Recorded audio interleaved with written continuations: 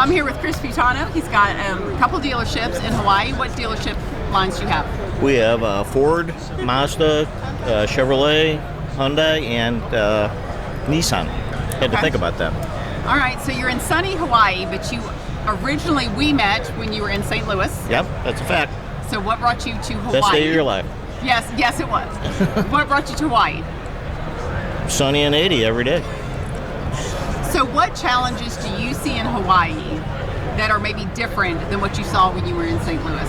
The things I thought would be easy are hard, and the things that are hard, that I thought would be hard, are actually easy, such as getting employees. I thought people would love to move from the mainland to Kauai, but no, and the ones that have, a lot of times they get homesick and go home in a month because grandma misses them or whatever. Logistics, getting things to Hawaii is not only time consuming, it's very expensive. It's like parts availability? Parts availability is almost non-existent, especially on the island of Kauai. It's the smallest of the Hawaiian islands, and everything goes into Oahu, and then you got to ship it again to our island.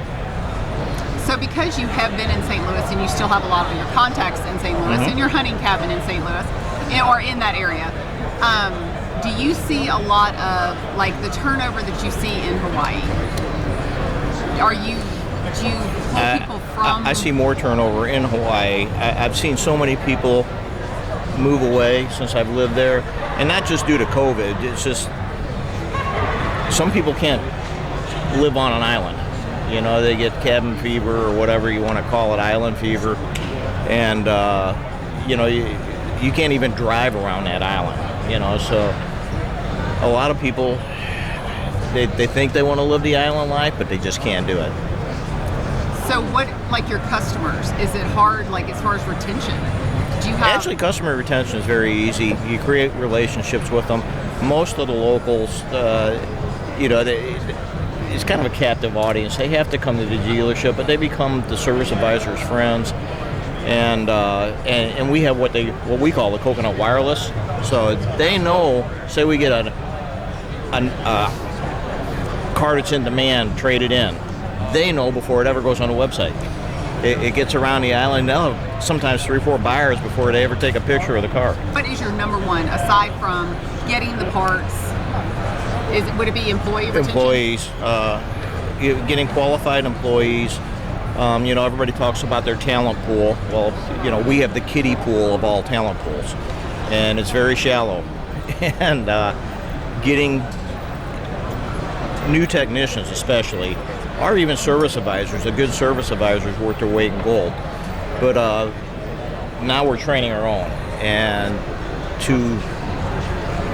we have a good tool program. We'll bring young kids in, no experience, no bad habits that we have to break. And if they stay with us 3 years, they've got a full set of tools that we provided for them. And it's a great starter program. We provide the training. They don't have to go to college. We're paying the tuition and sending them to factory schools. And we'll work them all the way up to a senior master technician, and all at no cost to them. Do you tend to retain them at that point? I've done better with that than anything else. So it's always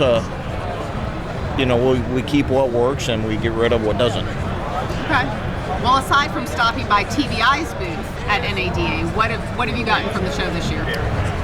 Oh, too many things to talk about. Okay. Anything new this year? Every year. I've been coming to this show for over 30 years, and I always bring something back that we use at the car dealer. This year I got a new key programming system for your key fobs that is more comprehensive than the old one we have. So I can have more availability, and nobody else on the island does it.